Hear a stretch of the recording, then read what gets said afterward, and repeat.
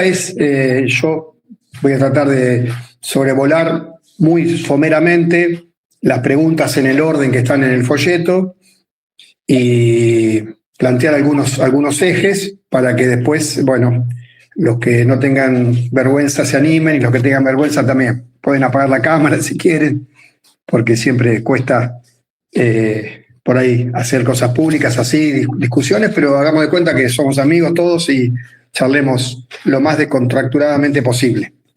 Incluso diferencias, posiciones, contrapuntos, no hay ningún problema. Acá no hay ningún problema, ningún límite para discutir. Bueno, vamos al punto. ¿Por qué luchar hoy por el socialismo? Bueno, cada uno de los puntos, sobre todo este primero, daría para hacer un taller. Pero para decir concretamente, nos parece que es un sistema absolutamente irracional.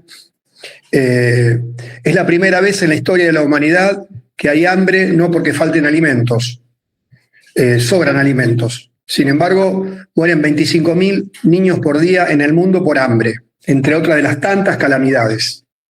Estamos volviendo a las guerras entre estados, guerras profundas. Ayer Estados Unidos acaba de habilitar armas de largo alcance en Ucrania que llegan al territorio ruso y Rusia contestó que no sigan por ese camino porque va a haber uso de armas nucleares. Un genocidio a la vista de todo el mundo en Palestina, etcétera, etcétera, etcétera. ¿Y por qué pasa todo esto? Bueno, hay, por supuesto que las ideas dominantes de una época son las ideas de la clase dominante. Entonces, un sector nos dice, el problema es que el neoliberalismo evitó y sigue evitando los controles. Si al capitalismo se lo controla, volveríamos a un capitalismo más o menos equilibrado, donde se podrían dar respuesta a los problemas. El neoliberalismo descontroló todo. Y por el otro lado, dice, no, es al revés. El problema es que hay mucho control en los mercados. Entonces eso hace que no haya desarrollo y entonces haya todas las miserias. Y entonces ahí vemos los dos sectores en que se divide la política argentina, los que dicen que se puede regular el capitalismo y los que dicen que todo depende de un mercado absolutamente desregulado y que el problema fue que estaba muy regulado. Bueno, nos parece que ambas posiciones son erróneas porque el problema no es el neoliberalismo, sino es el propio capitalismo. Ahora, muchos dicen, bueno, hay contradicciones, sí, hay injusticias, sí, pero el mundo avanza, ha avanzado. Mirá cómo avanzó el mundo. Un obrero vivía hace 150 años en forma mucho más precaria que vive hoy, etcétera, etcétera. Y eso también es una cuestión falsa, porque no hay que comparar el capitalismo con el feudalismo o con otros sistemas, sino con el propio capitalismo. El capitalismo en los últimos años ha desarrollado la técnica y la ciencia de una forma que permitiría que todos podamos laburar 3, 4 horas. Que comer se podría asegurar la comida para todo el mundo. Hoy, por primera vez, eso se puede hacer, cosa que no se podía hacer realmente. ¿Y por qué no se hace? Bueno, porque es un sistema que se basa en la obtención de ganancia, en la maximización de las ganancias. De ahí arranca toda su irracionalidad. Es un sistema anárquico, irracional, que planifica hasta el último minuto de la vida de un obrero, puerta de las fábricas para adentro, pero es una anarquía en el mercado, donde cada capitalista, después vamos a ver en los demás puntos, yo me estoy adelantando un poco, pero cada capitalista va a competir con otros capitalistas. Entonces, la sed de ganancia de esta gente es la que nos lleva a la situación en que estamos hoy. Por eso nos parece que hay que luchar por el socialismo, no por emparchar lo que no se puede emparchar, no para humanizar lo que no se puede humanizar. Ha habido y habrá mucha gente piola, mucha gente buena que hace décadas y décadas intenta ponerle freno a la voracidad capitalista. La mayoría son jóvenes por lo que veo, pero a fines del siglo XX hubo gente que dijo, bueno, sacaron la cuenta, dijo, si de todas las transacciones informáticas en el mundo, bancarias, tomáramos el 0,5%, se terminaría el hambre. Y esa cuenta era justa. El problema es que los bancos no aceptan ni el 0,5, ni el 0,2, ni el 0,1, ni nada. Esos movimientos reformistas que decían, bueno, con un pequeño impuesto a las grandes fortunas, no solo eso, sino que las democracias en Occidente están cada día más degradadas porque las empresas dejan de tributar en sus estados, se van a paraísos fiscales, entonces desfinancian la salud, la educación, etcétera, etcétera. En Argentina lo vemos con los grandes empresarios que se van a vivir a Uruguay para no pagar impuestos. Es decir, es cada vez, y todo eso, gente que tiene miles y miles y miles de millones de dólares, que ni en 50 vidas podrían gastarlo ellos y sus generaciones, y sus descendientes, pero eso es el capitalismo, es un monstruo que no puede tener una estabilidad. Tiene que seguir acumulando capital porque está en competencia con otros capitales. Bueno, esto ya fue visto a principios del siglo XX por un pelado muy famoso que se llamó Lenin, que dijo, el capitalismo imperialista trae tres cosas: guerras, crisis y revoluciones. Bueno, estamos viendo las crisis y las guerras. Nosotros hasta ahora hemos visto revueltas, pero se están construyendo las condiciones para nuevas revoluciones.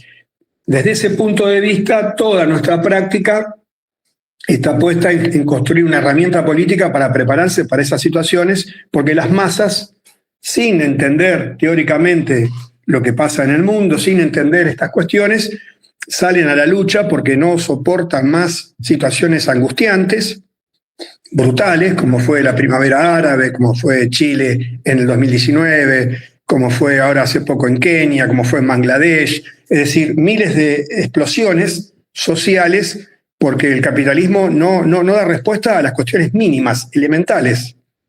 Para finalizar con este primer punto, estamos en un mundo donde millones de personas laburan 14, 16, 18 horas por día y 3.000 millones de personas no tienen prácticamente laburo y viven con $1 por día.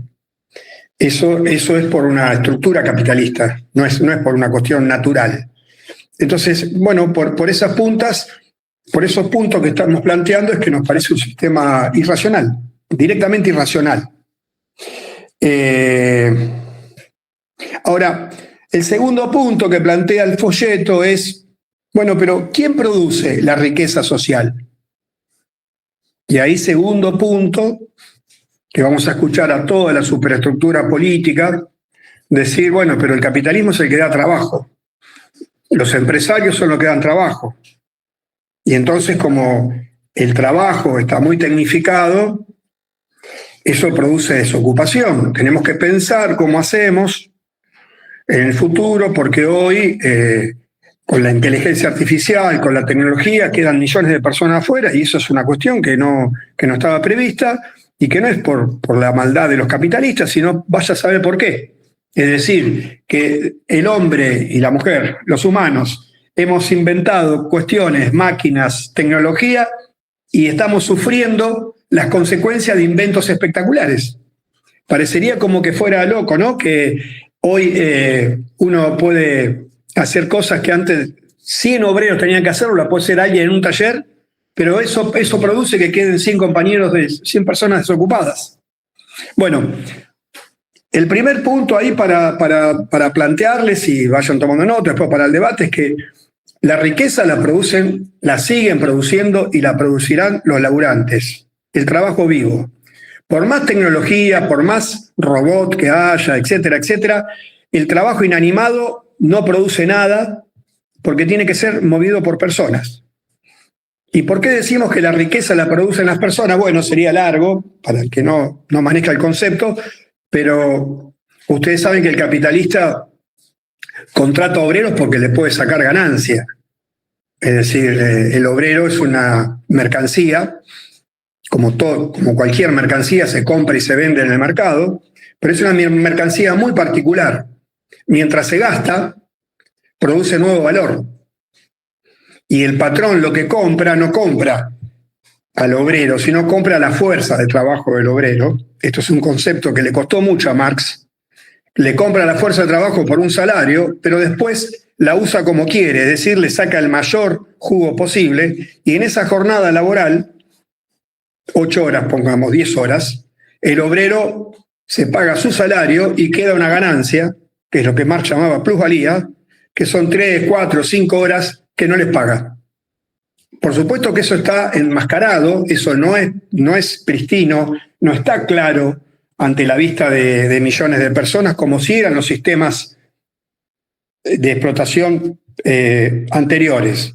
Si uno va a la antigua Grecia o a la antigua Roma, a la época de la esclavitud, estaba claro, el esclavo trabajaba todo el día para el señor esclavista. En la época feudal estaba claro, venían los señores aristocráticos con sus guerreros y se llevaba el 50% de la cosecha de los campesinos en forma de granos o en forma de impuestos. Es decir, era un sistema de explotación y de opresión donde estaba claro quién era quién. El capitalismo es el sistema más perverso porque teóricamente hay un contrato libre, somos todos iguales ante la ley, pongamos, pero es eso que pasa en las puertas de las fábricas para adentro, en todos los lugares, pero cuando venimos a nuestra fuerza de trabajo, esa plusvalía que produce está oculta. El obrero piensa que él ganó el salario justo, y desde el punto de vista legal es un salario justo. Ahora, ese salario se produjo en 2 horas del día, en 3 horas del día. El resto, 6 horas por día de cada obrero, por 35 millones de personas, por 365 días, es una masa de guita mortal que va desde una mayoría absoluta de la sociedad a una minoría. Esa es la producción de la riqueza. Los trabajadores producen la riqueza. Entonces, el problema que tiene el capitalista es que hasta ahí va todo bien, pero lucha contra otros capitalistas. Y es una pelea mortal. O gana uno o gana otro. En general, la tendencia del capitalismo es a la concentración y el pez grande se come al chico. Seguramente ustedes hace 10, 15 años tenían un teléfono Nokia y todos los teléfonos eran Nokia, la mayoría. Desapareció Nokia. Fue derrotada y desapareció. Como una empresa tan monstruosa, bueno, una empresa más efectiva para producir teléfonos, y entonces Samsung, por ejemplo, o ahora los chinos, y desapareció. Entonces, ¿qué hacen los capitalistas además de explotar obreros? Bueno, hacen 2 cosas. Primero, al obrero sacarle la mayor cantidad de plusvalía posible. Y ahí hay 2 límites.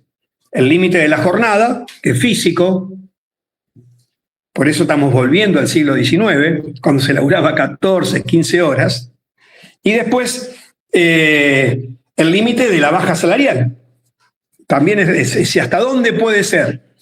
Bueno, en países del sudeste asiático, en un momento se había llegado $200, $150, $100, pero menos no, porque no puede comer. Entonces tienen que incorporar máquinas para ser más eficiente en su lucha contra otros capitalistas.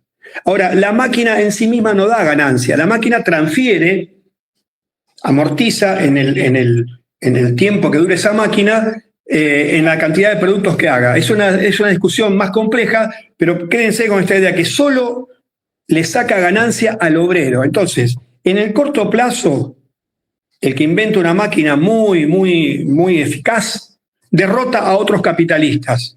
Pero en el largo plazo, la clase dominante va obteniendo menos ganancia porque tiene muchas máquinas que no le dan ganancia, solo el obrero le da ganancia. Entonces, eso se llama tendencia decreciente de la tasa de ganancia.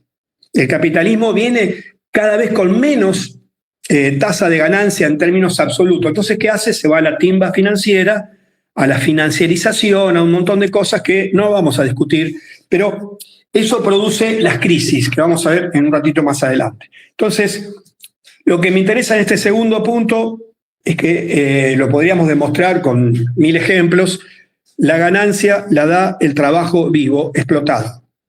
Por eso que cualquier grupo de derecha nuevo que llega en medio de una crisis y quiere cambiar las leyes, lo primero que va a hacer es reforma laboral. Y cuando decimos reforma laboral es contrarreforma laboral. Es quitar derechos. ¿Es el tiempo que tiene para comer el obrero? No. ¿El tiempo para ir al baño? No. Walmart llegó a ponerle pañales a cajeras en algunos países del mundo. Eso es para que en el tiempo de producción se maximice hasta la última gota de sangre de esa persona para derrotar a otros capitalistas, porque hay en la bolsa miles de gente que están apostando a uno u otro. El que es más eficaz, yo pongo la plata ahí. Entonces es una pelea despiadada por aumentar la ganancia, para tener más ganancia, para invertir en más ganancia, y es un perro que se muere la cola que nunca para. Y eso en el camino va dejando obreros quemados. La fábrica, por ejemplo, Foxconn, donde hacen los chips en Taiwán, para los iPhone, tiene el mayor índice de suicidios de cualquier empresa del mundo. Incluso tienen un grupo de psiquiatras adentro de una empresa de 300.000 trabajadores, se tiran por las ventanas, se suicidan, 10, 15 por mes. Bueno, esas son las condiciones de laburo para esa competencia. ¿Por qué? Porque no hay plan. Hay anarquía y una competencia despiadada que uno revienta al otro. En el medio quedan los trabajadores, que son los que producen la riqueza. Entonces vayamos armando un poco el rompecabezas. Entonces, la tercera pregunta que nos contestamos en el folleto es por qué el capitalismo aumenta la desigualdad y genera crisis. Bueno, producto de esto es que, como el ataque sobre las condiciones de laburo y de vida de los trabajadores hay que achicarlo cada vez más para tener mayor eficacia, eso produce un polo de riqueza. Por ejemplo, Elon Musk, el día que ganó Trump, ese mismo día ganó 120.000 millones de dólares por la bolsa, porque sus empresas subieron 30% en un día. Eso es un polo de riqueza que ya es sideral pensar, pero los obreros de las empresas de Tesla están cada día peor porque tiene que ajustar las clavijas para pelear con los autos eléctricos chinos. Entonces, lo que va produciendo, por un lado, un burgués exitosísimo, que sacan libros, biografías, incluso periodistas progre como Tenenbaum, diciendo, no, el tipo es un genio, no es buen tipo, pero está haciendo avances para la humanidad, porque está haciendo autos que se van a manejar solos, etcétera, etcétera, toda una sanata terrible. Sus obreros están en condiciones cada vez más brutales, y como no puede competir con China, ahora Trump va a poner aranceles 60% para los productos chinos. Y entonces eso que va a producir crisis, o en la industria automotriz china o en la industria automotriz yanqui. Pero no hay un mundo para que los chinos y Elon Musk hagan autos como caramelos, porque no va a haber a quién venderlos. Ambos juegan a que alguno de los dos en el camino se funda, quiebre. Y eso produce crisis, fábricas que se cierran, desocupación, etc. Entonces, esa propia lógica del capital es la que va produciendo todos estos fenómenos sociales. La cuarta pregunta, si voy muy rápido, díganme, párenme, pero es un resumen que, bueno, esperemos que no sea confuso. En toda esta discusión hay muchos que dicen, bueno, pero ustedes, los marxistas que siguen pensando en el socialismo, los cambios precisamente en esta forma de producir, esta forma de administrar las grandes empresas, no hace que la fuerza social y política de la clase obrera haya desaparecido, que ya no hay más obreros clásicos como en, no sé, 1950, 1960, donde la General Motors, por ejemplo, tenía 4 o 5 empresas muy importantes en Estados Unidos y hacía una huelga. Y bueno, había un gran despelote. Hoy está atomizado, hoy se produce en 200 países. No hay un movimiento obrero. Bueno, no sé si han escuchado eso, que no hay más movimiento obrero. Bueno, eso es una de las grandes mentiras construidas. Nunca en la historia hubo tantos asalariados en la proporción mundial. Es decir, hoy hasta sectores de la salud que antes no eran parte de la clase trabajadora están asalariados y proletarizados, de hecho. El problema es un problema político de dirección de la clase obrera por sus direcciones que lo tienen fragmentado entre ocupados, desocupados, nativos, extranjeros precarizados en planta, etcétera, etcétera.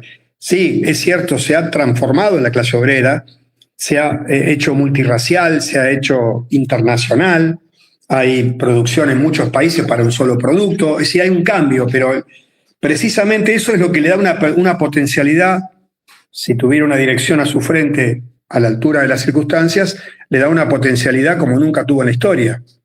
Por ejemplo, los cuellos de botella en la producción durante la pandemia hicieron un despelote para el capitalismo brutal. Eso fue por una cuestión de la pandemia.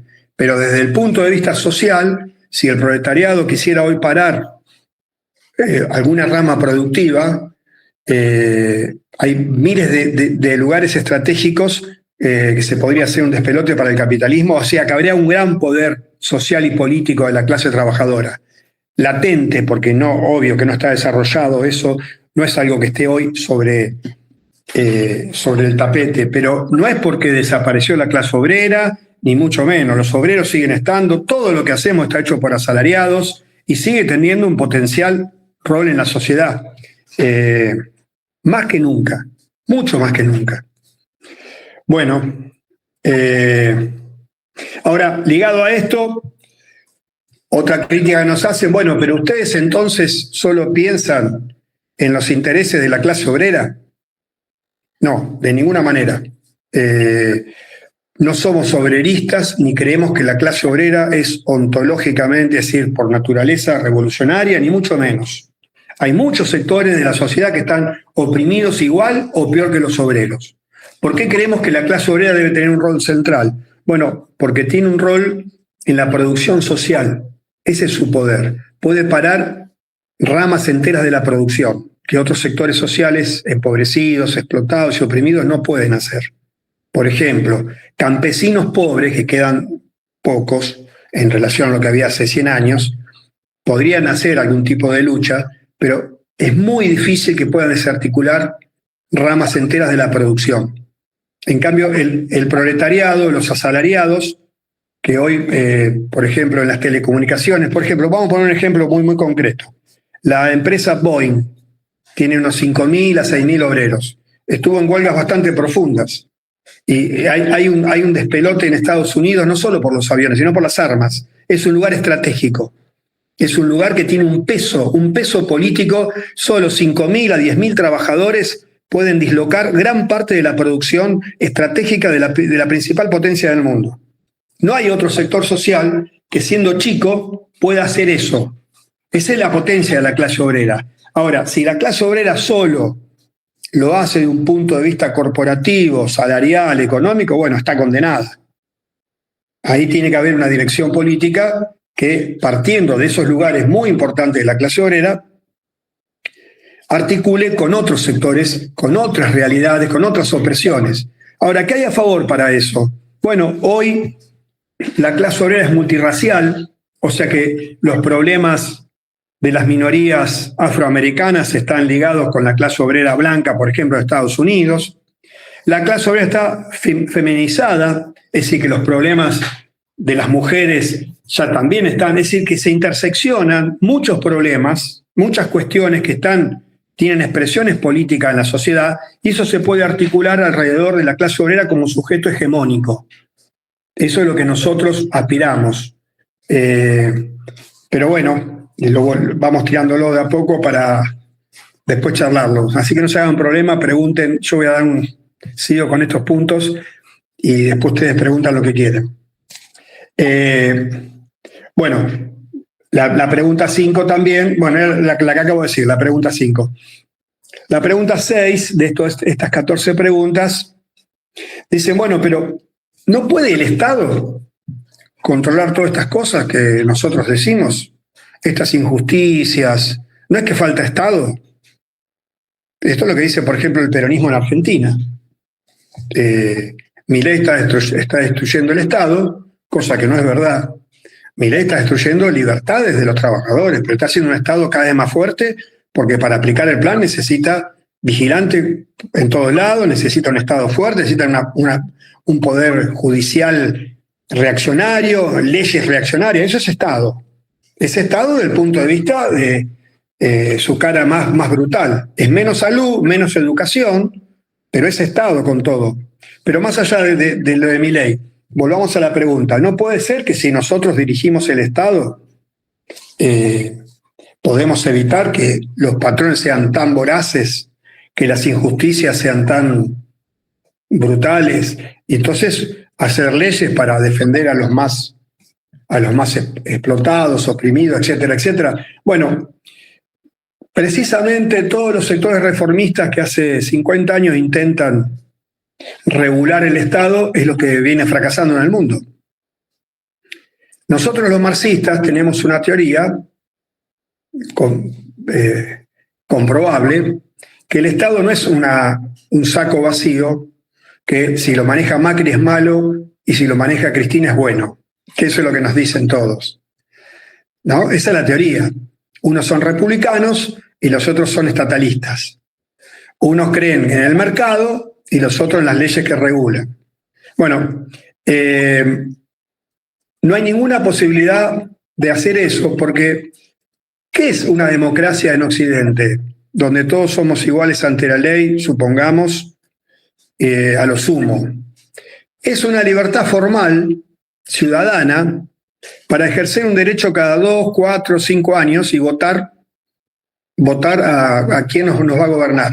Ahora, simultáneamente con eso, convive un despotismo de fábrica. Nosotros elegimos cuestiones ciudadanas, pero no elegimos cuestiones económicas. De la puerta de la fábrica para adentro hay dictadura. Gobierne Macri, gobierne Milei o gobierne Cristina. Me están apareciendo cosas acá. Bueno, no hay libertad, es decir, esta democracia es una ficción de democracia. Ya me estoy adelantando una de las preguntas que no sé cuál es, pero voy a dejar seguir el orden de las preguntas porque si no, mejor no dejo el papel.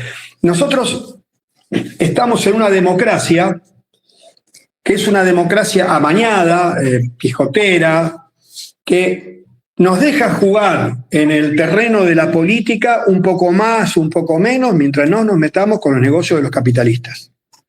Eso es lo que ha pasado siempre y lo que pasará siempre.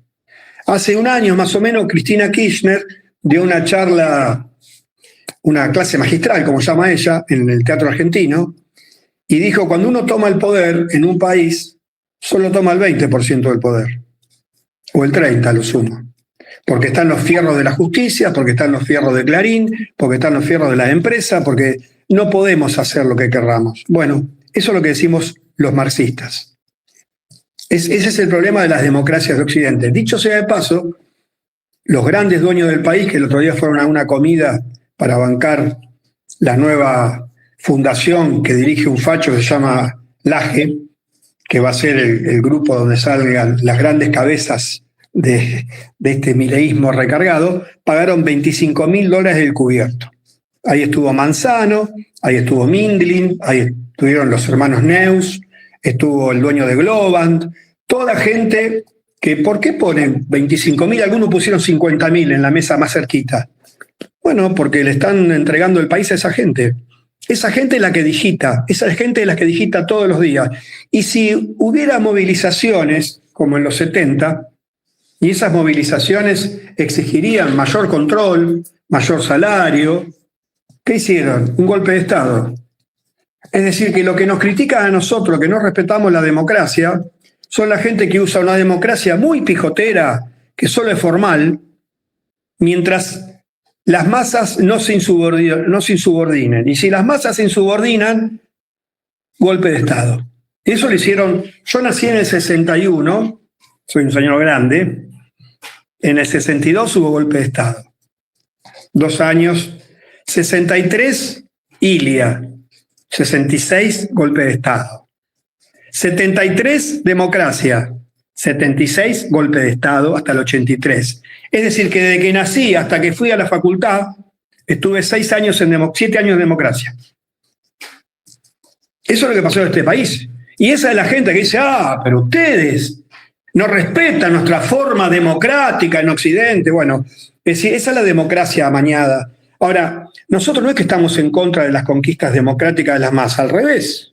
Nosotros peleamos todos los días porque porque las conquistas democráticas no vayan para atrás, pero opinamos que en esta democracia, que es la democracia de los ricos, el Estado no es neutro, es un Estado de los capitalistas por miles de lugares. La justicia, en fin, tienen el poder económico, compran diputados. Hoy se ve a plena luz del día el lobby, van las empresas y compran a los diputados. Ahora están haciendo una ley de partido político donde no va a haber ni un mango para los partidos pequeños y va a haber financiamiento ilimitado para los grandes partidos, como en Estados Unidos. Eso produjo que Elon Musk bancó la campaña de Trump, y Elon Musk va a ser el próximo dueño de Estados Unidos. Bueno, vamos a un mundo donde, si eso no se para, cada día va a ser más parecido a la serie Black Mirror, un mundo distópico, una porquería donde nosotros ya ni siquiera se puede... Bueno, hay gente que festeja que le saquen los medicamentos a gente con tratamientos oncológicos, gente que festeja que le saquen subvenciones a niños discapacitados, y gente que festeja que le saquen 15 lucas a los jubilados. Esa es la democracia. Entonces, nosotros peleamos por otro tipo de democracia. Entonces yo, para ir redondeando, porque no voy a hacer todas las preguntas, voy a hacer dos cosas más. Bueno, así que ustedes quieren una revolución. Bueno, pero las revoluciones producen muertos, y segundo, las revoluciones siempre terminan burocratizadas. Una ley. Bueno, no. Primero, muertos se producen todos los días, como dije hoy, 25.000 pibes por día de hambre. Entonces, pero las revoluciones, cuando son profundas, populares en el verdadero sentido del término, prácticamente no hay muertos. Después hay muertos o no, porque te van a invadir, porque nadie va a respetar las decisiones de la mayoría, nos van a atacar, como nos atacan todos los días cuando queremos defender una fábrica, un puesto de laburo, una salita en un barrio. Cuando queremos hacer lo que queremos hacer, viene la cara y nos rompe la cabeza. Entonces, si hubiera muertos, no es porque nosotros somos violentos de nada, sino porque los dueños de todo no permiten que la gente se organice para tener un mínimo derecho. Esa es la historia de la humanidad, desde que hay clases sociales. Es decir, busquen cada hecho de violencia así de masas, y es porque los ricos atacan a los pobres, y en todo caso los pobres se defienden. Nunca los pobres se hicieron violencia en sí mismos porque son, no sé, porque tienen alguna característica. Entonces, con respecto a esto, nos dicen a muchos, pero ¿no sería mejor ir haciendo reformas más o menos profundas? Y con todas esas reformas profundas vamos a hacer un mundo un poco mejor. Bueno, vuelvo al tema de hoy. Eso es lo que ha fracasado. Es decir, no sé si han escuchado ustedes, pero pongamos un ejemplo muy gráfico. La Segunda Guerra Mundial. ¿Por qué después de la Segunda Guerra Mundial hubo lo que se conoció estado de bienestar en Europa? 30 años donde hubo un desarrollo espectacular, pleno empleo, incluso países se desarrollaron mucho, como los países nórdicos, Finlandia. Finlandia pasó de ser un país casi de campesinos a ser una potencia industrial. Chica, pero un país muy desarrollado. ¿Por qué les parece que fue eso? Porque al lado en Rusia hubo una revolución y la gente tenía pleno empleo. Rusia no era un modelo que nos gusta, dirigido por el estalinismo, de ninguna manera. Pero el haber expropiado a la burguesía y haber hecho un plan, y no un delirio anárquico como es el capitalismo, pasó de un país campesino, semifeudal, a ser la segunda potencia mundial. Entonces, los países de Europa, para evitar que Occidente fuera hacia la revolución, dieron concesiones muy importantes. ¿La moraleja cuál es? Después de acciones de las masas, acciones revolucionarias, las burguesías entregan conquistas. Como subproducto de acciones revolucionarias, las burguesías entregan conquistas, no como producto de luchas reformistas. Cuando la burguesía está amenazada de perder todo, entrega algo o bastante. ¿Para qué? Para después volver a sacarlo. Es decir, no sé qué ejemplo le puedo poner, pero por ejemplo, en el año 75 ya había muerto Perón, pero Argentina estaba en un proceso revolucionario de masas. No, no por la guerrilla, me refiero a los trabajadores. Perón había venido para tratar de frenar eso, murió sin poder hacerlo, a pesar de que hizo la AAA, que hizo un montón de cosas. Y en junio y julio del 75, las masas hicieron casi una insurrección. Entonces, las patronales que dijeron, sí, vamos a poner toda la plata que haga falta. Pero prepararon un golpe, una solución final, y con la excusa de la guerrilla, militarizaron las principales 200 empresas, pusieron un regimiento militar en la Ford, en Astillero Río Santiago, en Astilleros Astarza, en Acindar, adentro de las fábricas, y mataron miles y miles de obreros que iban en una línea insurgente. Eso hace la burguesía. La burguesía no se anda con pequeñas. Cuando tiene amenazada su tasa de ganancia, va a hacer lo que tenga que hacer. Ya lo hizo en otros momentos, lo hizo a principios del siglo XX. Entonces, las reformas son absolutamente impotentes. Ahora, si cuando estamos luchando en un camino revolucionario hay reformas, bienvenido, pero no como fin.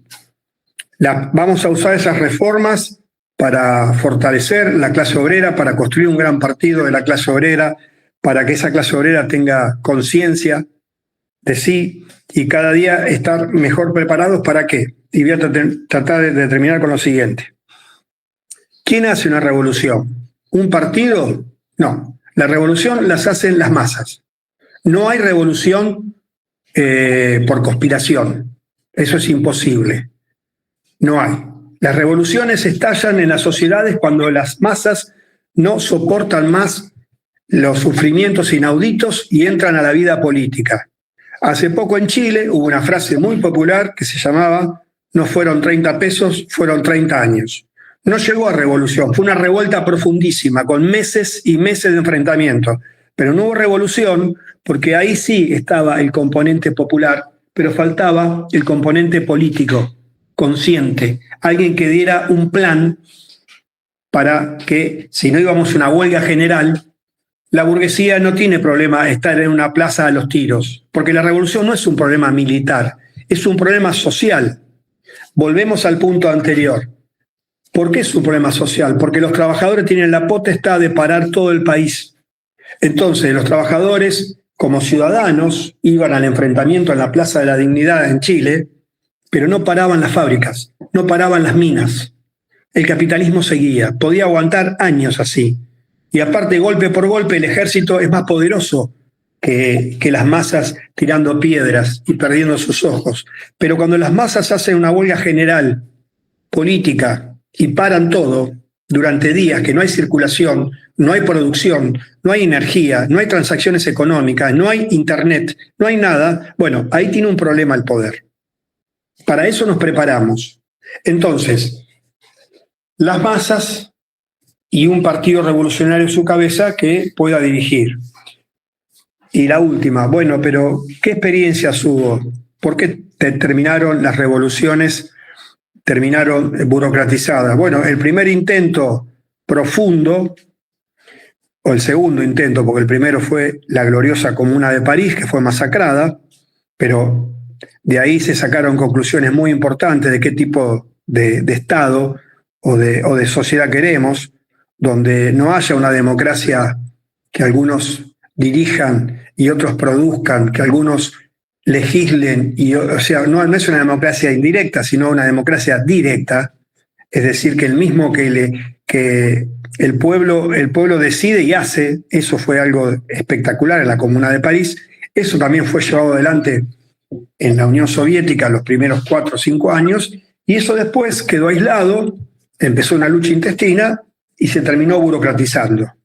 Por eso nosotros creemos que el gran aprendizaje de eso, y tenemos derecho a hablar porque los trotskistas peleamos contra la burocratización desde el primer día de la Unión Soviética y fuimos aniquilados en los campos de concentración de Stalin. El propio Trotsky dio su vida peleando contra la burocratización. La única forma de asegurar que eso no pase es que tengan una vida lo más desarrollado posible, lo que en Rusia se conoció con el nombre de Soviet. En Occidente la palabra que se traduce es consejos o coordinadoras o el nombre que le pongamos, que dicho sea de paso, en cada revolución profunda surgen ese tipo de instituciones. En Chile en los 70 fueron los cordones industriales, en Irán en el 79 fueron los Yoras, en Alemania en el 21 fueron los Rats, es decir, distintos nombres, pero que son masas autodeterminadas que votan democráticamente y deciden con las armas en la mano. Entonces, si las masas están armadas y lo que se dice se hace, no hay forma de que eso se burocratice. Es decir, los obreros cuando toman la fábrica no la toman para hacerse patrones, la toman para socializar. Es la única clase que, liberándose a sí misma, libera el conjunto de la sociedad. Sería imposible que 100 millones de obreros se hagan patrones, porque es otra lógica. Bueno, pero para que eso pase, tiene que haber una relación hay que pelear por esos soviets en la conciencia de los trabajadores desde ahora. Entonces me podrá decir alguno, bueno, pero estamos lejos de una revolución. Sí, es cierto, estamos lejos de una revolución, pero hay que empezar a generar embriones de autodeterminación en cada uno de los lugares que podamos. A principio del gobierno de Milei surgieron las asambleas populares y nosotros les dimos mucha importancia, y en esas asambleas se discutía, se votaba, a veces perdíamos, pero nos parecía que hay que hacer el esfuerzo, es muy a veces desgastante, porque es mejor ponerse de acuerdo con los que pensamos todos igual, pero eso no sirve, porque somos poquitos los que pensamos igual. Hay que ir a esos grandes parlamentos donde hay mucha heterogeneidad, donde no hay un programa a priori, y pelear ahí por las ideas del socialismo, en coordinadoras, en asambleas de base, en algún tipo de autodeterminación que una a todos los sectores oprimidos. Y acá vuelvo al principio, no somos obreristas. Por ejemplo, si hay una gran huelga de los obreros del neumático, un sector estratégico, 5.000 obreros pueden parar toda la industria automotriz de Argentina porque paran la producción de gomas. Pero no pueden pelear solos. Son 5.000. Viene la policía y los puede reprimir y les gana. Pero si los 100.000 desocupados que están alrededor de las 3 fábricas del neumático van y se hermanan y hacen una coordinadora, ahí ya sería distinto. Me podrán preguntar, ¿pero por qué un desocupado va a ir a pelear junto con el obrero del neumático? Bueno, porque nosotros creemos que hay que repartir las horas de trabajo, porque los obreros neumáticos se rompen todo y a los 40 años quedan fuera de la línea de producción. Hay que laburar menos horas y que el señor Madanes, que es el dueño de Aluar y el dueño de FATE, gane un poco menos, pero que no sea con la vida. Entonces que entren a trabajar 6 horas todos, un turno más. Y esos trabajadores se dan de los movimientos desocupados. Y a su vez el movimiento de mujeres, etcétera, etcétera. Es decir, empezar a unir lo que la burguesía separa, y esos serán los embriones de los futuros soviets que habrá cuando en Argentina venga en algún momento una situación revolucionaria que no dependerá de alguna conspiración ni de algún salvador, sino que esas masas se autodeterminarán y en algún momento vamos a ajustar cuentas. Esa es nuestra apuesta. Nadie estableció que eso va a pasar sí o sí, ni nadie estableció que no va a pasar. Es una apuesta porque en la historia pasó muchas veces, por lo tanto creemos que va a pasar, nos preparamos para esa apuesta, pero lo dramático de la situación es que eso puede pasar en algún momento, más rápido que tarde, pero si no preparaste el partido, no como una cuestión ajena, es decir, hombres y mujeres metidos en cada taller, en cada asamblea, en cada FATE, en cada ferroviario, en cada lugar, para que sea la voz que se pare alguien y diga, para mí hay que coordinar así, para mí hay que hacer tal, es decir, esto que estamos planteando, que no va a ser un curso, que va a ser una lucha política en cada lugar, que tenga un plan. Cuando diga, no, Grabois dice, los desocupados no tenemos nada que ver con los obreros ocupados. Bueno, eso es una línea reaccionaria. Nosotros creemos que tiene que ver. No queremos romantizar el pobrerío, queremos trabajo para todos. Entonces alguien de nuestra corriente dirá, no, queremos unirnos. Reparto de las horas de trabajo. Tiene que expresarlo un programa eso. Muy bien. Una vez que está el reparto de las horas de trabajo, todas las otras calamidades que plantea el capitalismo tienen que empezar a expresarse en un programa y empezar a darle forma a una fuerza social que aplique ese programa. Y acá está la discusión con los que opinan que a partir de las elecciones y con algún diputado que presente una ley vamos a solucionar los problemas. No. Si no hay una fuerza social en las calles que pelee por el destino de las masas oprimidas y explotadas, el capitalismo no acepta entregar pacíficamente su cuota de poder. Eso es una ley del capitalismo de hace 300 años. Y si le arrancás alguna ley, vaya a saber por la movilización, por ejemplo, las mujeres que lograron la conquista del derecho al aborto, el nuevo juez que va a nombrar Milei por decreto ahora, no el hijo, el otro, Mansilla, ya dijo que viene para derogar el derecho al aborto. Es decir, las conquistas van y vienen de acuerdo a los humores, pero siempre lo que te da por un lado te lo sacan por el otro, porque no hay posibilidad de reforma permanente. Entonces, tenemos que terminar con el capitalismo, porque si no el capitalismo, mientras hace todas estas cuestiones, se está llevando puesto el planeta, además. Porque en el medio, ¿por qué tuvimos pandemia? No fue una cosa como un terremoto. La pandemia es por la forma de producir, es porque la frontera agraria se fue a lugares donde hay bichos salvajes que hicieron el salto entre virus que estaban en los monos, se pasaron a las gallinas, etcétera, etcétera. Galpones con 100 millones de chanchos hacinados junto con gente trabajando en China para producir más barato, para que el capitalismo tenga más guita, etcétera, etcétera. Eso produce todas las porquerías que van a venir pestes, están volviendo enfermedades como la tuberculosis, como la sífilis, la viruela, hay casos de viruela. Bueno, todo eso es por un mundo que podría, pero le sobraría para erradicar eso, tiene la capacidad técnica, tiene la capacidad científica, pero el problema es que no es negocio. No es negocio invertir en virus. Por eso que las inversiones en medicina van a otro lado. Entonces, todo lo colectivo, todo el intelecto general, decía Marx, que es lo que ha producido nuestra cabeza en 500 años, se lo apropian Elon Musk, Steve Jobs, toda esa gente que es la peor gente del mundo, para sus negocios. Entonces, la humanidad hace 5.000 años que está avanzando en ciertas cosas y hoy se vuelve todo en contra del ser humano. No hay ningún punto a favor, nada. Cualquier tecnología que aparece rápidamente es usada contra los intereses de las clases mayoritarias. Bueno, por todo eso nosotros tenemos que empezar a hablar de socialismo, no solo resistir, no solo luchar por el salario.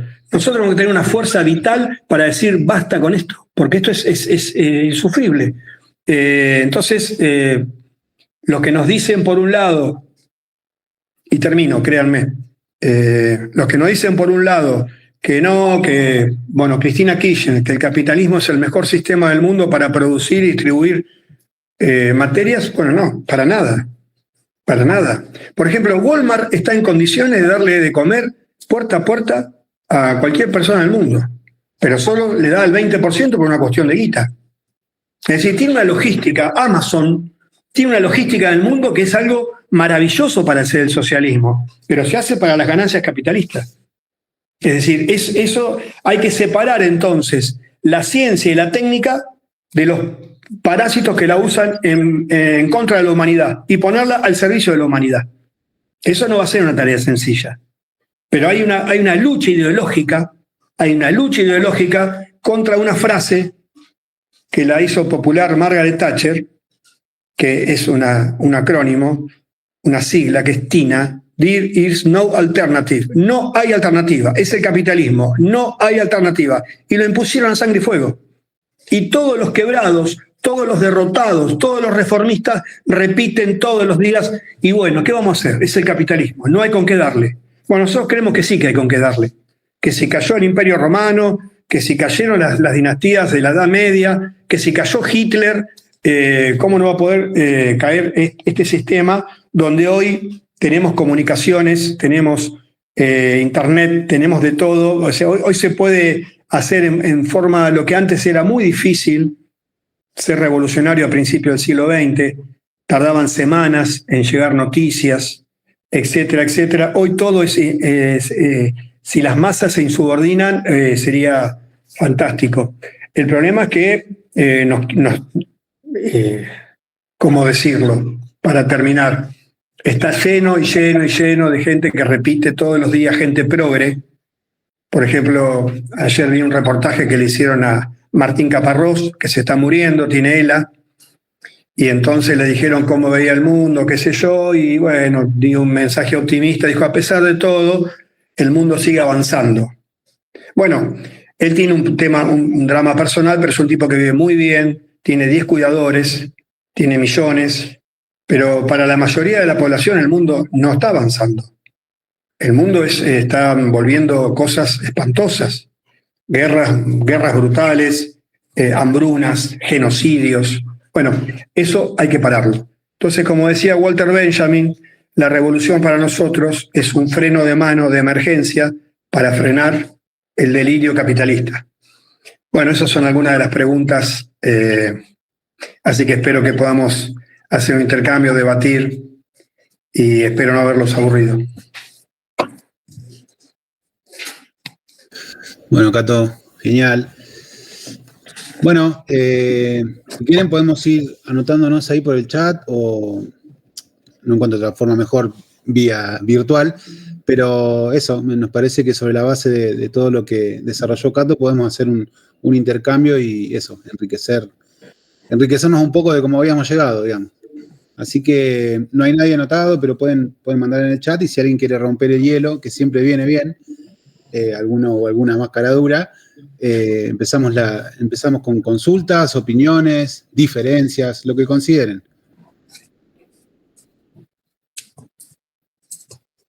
Hola, ¿qué va? Buenas, dale nomás. ¿Me escuchan? Sí, perfecto.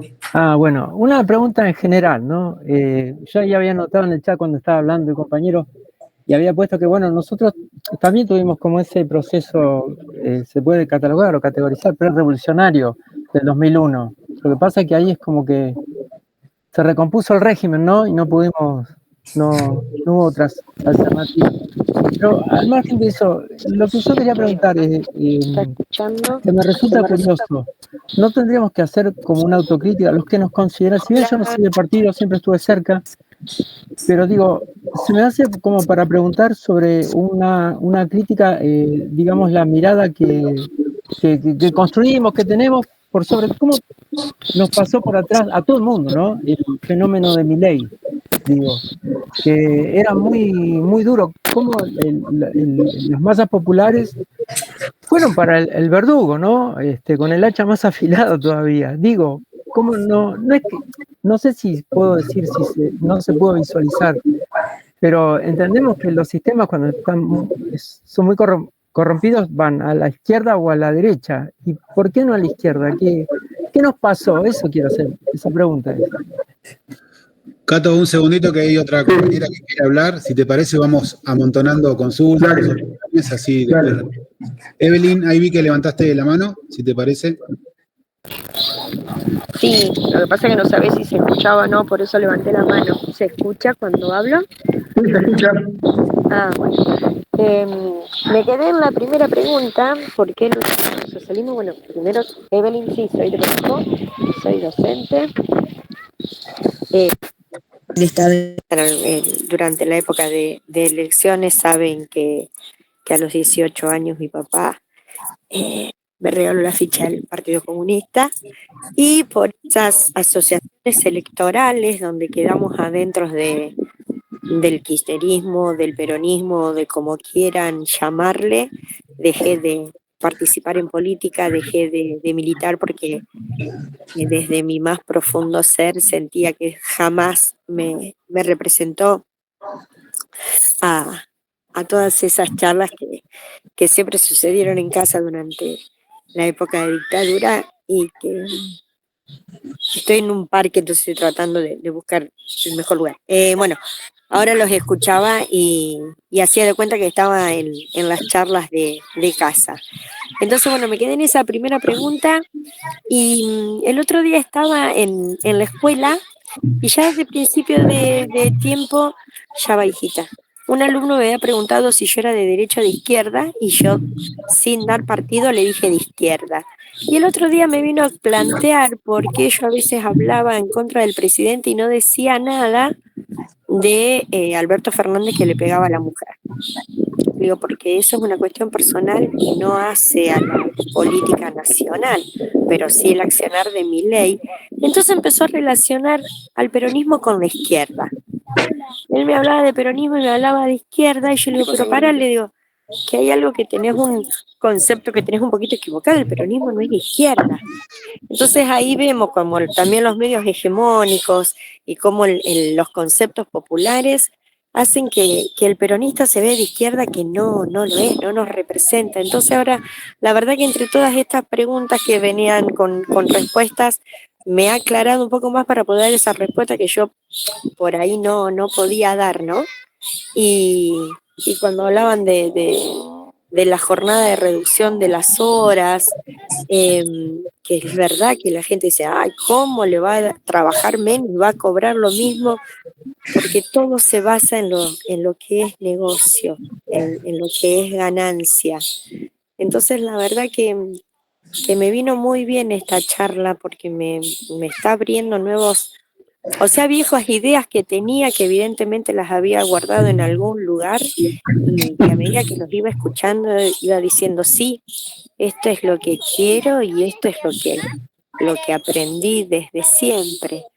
Y hoy precisamente en un programa, no me pregunten en cuál, comparaban precisamente a Cristina con Donald Trump, que decían que la esencia es la misma. Por un lado, por el otro, la esencia es la misma, y decía, da lástima Milei, viendo cómo trata de prenderse del pantalón de Trump con todo lo que eso significa. Así que bueno, eso quería opinar eso, quería expresar eso. Muy bien. Y la verdad que le doy gracias a Gonzalo que me pasó el link para poder estar conectada ahora, porque sinceramente me he dado cuenta porque siempre estuve de este lado. Buenísimo, muy bien. Bueno, gracias, Eve. Bienvenida, aparte que no se corte acá. Dieguito, tenés vos la palabra. Buenas, ¿se escuchan? Sí. Sí. No, yo para sumar a lo que estaba explicando Cototo sobre el tema de la plusvalía y que nombró a FATE, y el compañeros, el que habló primero, no sé cómo se llama, no lo encuentro, y Evelyn también, creo que puede servir algo de lo que habían comentado ellos, sobre la experiencia de FATE o la situación de FATE de hace 2 años, cuando luchaban por las horas al 200%, hubo una huelga que estuvieron como 20 y pico días parados, se adhirieron las otras fábricas del neumático, por ende se vieron frenados todo lo que decía Catoto, las automotrices de zona norte, la Ford, la Volkswagen, porque no tenían dónde parar a los vehículos que producían. Bueno, hay compañeros, o conozco compañeros de FATE que me contaban que tienen galpones de casi una manzana con abastecimiento de neumáticos en prevención por si hay huelgas y que no le afecte la producción de vehículos. Y después, en ese momento, cuando fue todo ese conflicto, estaba Massa de ministro de Economía y los quiso correr con que iba a abrir las exportaciones. Y por ende, lo bueno de lo que se habla de la unión de todos los trabajadores a nivel internacional, que los compañeros del neumático de Brasil se solidarizaron con los compañeros de Argentina y nada, si Argentina pretendía comprar neumáticos en Brasil, los trabajadores de Brasil iban a parar y así, bueno, afectarían básicamente a la producción de automotores y autopartes en toda Latinoamérica y Europa, ¿no? Que es donde se exporta los vehículos que se hacen acá. Y sumando al desgaste de la plusvalía, en ese momento los compañeros tenían un sueldo más o menos de 450 lucas por mes. Y los neumáticos valían 50 lucas en calle. Cada trabajador producía 8 neumáticos por hora. ¿Qué quiere decir? Que con 1 hora de trabajo de ese trabajador, la empresa ya tenía el sueldo de este trabajador. Y lo que le quedaba a la empresa por mes, digamos, son las 7 horas de ese día, más los otros 28 días de laburo de plusvalía. De ahí el enriquecimiento que tiene Magallanes Quintanilla y toda esa comitiva. Un abrazo como para sumar a lo que representa la plusvalía, los beneficios que tienen las empresas con la explotación del hombre por el hombre, ¿no? Muy bien. Carmen, ahí vi que pediste la palabra. Sí. No pensé que estaba tan rápido. Bueno. A veces pasa así. Bueno, buenas tardes, compa, ya los saludé a todos, pero igual, nuevamente. No, primero me parece importante, digamos, las charlas, yo creo que todo lo que pueda aclarar a la base militante, que es el primer nexo con cualquier trabajador, es importante, pero me gustaría sugerir también de que sería importante también manejar al dedillo, digamos, como si fuera una Biblia, el manifiesto comunista, que creo que tiene absolutamente todas las respuestas de lo que uno como socialista se plantea o como revolucionario se plantea, de cambiar la sociedad. ¿Cuáles son las razones para cambiar la sociedad? Y por qué, digamos, nosotros entendemos que la sociedad capitalista, lejos de dar respuestas a la humanidad en su conjunto, digamos, le da respuestas a un conjunto cada vez más minoritario, mientras el resto del mundo se muere de hambre y una destrucción ambiental pasmosa. En respecto, digamos, un poco para conceptualizar por qué luchamos por el socialismo, siempre, al menos mi respuesta personal, ¿no? Quiere decir que es así, digamos, sea la verdad ni nada por el estilo, digamos, es la forma más justa de distribución de la riqueza, digamos, porque el capitalismo parte de una premisa falsa, que es la producción social de la riqueza, como justamente explicabas ahí, Cato, y la apropiación individual, digamos, de la riqueza. Por lo tanto, digamos, como la lógica indica, cuando se parte de una premisa falsa, se llega a un absurdo, digamos, y el absurdo es el que vivimos cotidianamente. Digamos que hay una excesiva riqueza en algunos poco concentrados, digamos, mientras el resto o la mayoría de la población se muere de hambre. Teniendo la humanidad o el planeta, digamos, riqueza para toda la humanidad en su conjunto. Y después, digamos, por otro lado, espérate que se me perdió. Bueno, no importa, digamos. Por ahí, digamos, estos conceptos, digamos, poder manejarlos, porque inclusive explican muchas veces lo que vivimos, digamos, cotidianamente con gobiernos que se exacerban, como gobiernos como como el de Milei, o estas derechas, digamos, donde se ve más claramente, se puede constatar más vívidamente, digamos, cómo la burguesía no solo que no plantea ningún gobierno democrático en absoluto, sino, digamos, que la única democracia pasa por que la riqueza se lo apropien cada vez menos personas, digamos. Entonces, me parece, digamos, que desde este punto podemos empezar o poder trabajar los conceptos, digamos, un poco mejor. Bueno, nada más. Muy bien. Bueno, hay 2 compañeros más. Espero que vayas anotando, Cato, porque... Sí, anoté. Pues algunas cosas me va a quedar, pero insistan. Bueno, David, de Colón, si no le pifio, tenés la palabra vos. Buenas, ¿cómo andan? Sí, no, yo quería aportar una cosa nomás sobre lo que dijo Diego, el tema de Pate, que ellos tenían stock acumulado por si hay huelga. Yo no recuerdo bien dónde lo leí o lo vi a eso, de que lo que tenían pensado también, en caso de una huelga, es directamente la toma de la fábrica. cosa de que vos no, nosotros no te producimos, pero vos tampoco sacás el stock para poder, o sea, justamente para que no pase eso de que por más que no producen, igual ellos tienen stock. Eso quería aportar. Muy bien. Y sobre lo que había dicho Uma, de por qué la gente se vuelca por ahí más al lado de la derecha cuando surgen este tipo de problemas, en lugar de votar a la izquierda, votaron a Milei. Yo pienso que la gente está bombardeada desde abajo, desde la escuela, incluso a los valores capitalistas que hay. Y la izquierda es algo que rompe con todo eso. Entonces, como que la gente no lo entiende, todavía prefiere acomodarse a lo nuevo, a lo conocido que sería, porque una revolución de izquierda necesita el compromiso, no necesita el completo.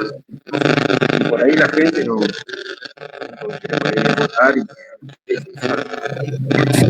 creo que es una opinión personal. Bueno, era eso. Bueno, David, al final un poquito se cortaba, pero se entendió, me parece, por dónde iba lo que planteabas. Fer, tenés vos ahora la palabra.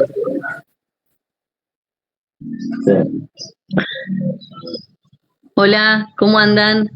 Bueno, acá nosotros habíamos estado leyendo y nos quedaba medio, no entendíamos bien una cuestión sobre el tema de la plusvalía, que lo leo un poco como para retomar. Dice las formas de extraer más plusvalía, que vos hablaste, Catoto, hoy. Sí. Es por un lado extendiendo la jornada de trabajo, lo que vos decías. Después otra es incorporando maquinaria, tecnología y formas de organización del trabajo Sí. que permitan aumentar la producción o reducir costos, para obtener así un mayor rendimiento de la fuerza de trabajo que controla. Pero, como la ganancia proviene, esto es lo que no entendíamos bien, pero como la ganancia proviene del nuevo trabajo incorporado en el proceso productivo de la fuerza de trabajo y no de las maquinarias utilizadas, ni de su forma de organizar el trabajo, menos trabajo incorporado en relación a todo el capital invertido, son menos ganancias. Sí, Pues, ahora lo explicamos. Listo. Eso es un concepto, después cuando me llegue el turno lo explico, pero es pluralidad absoluta o pluralidad relativa. Pero se puede explicar popularmente, digamos. Voy a tratar.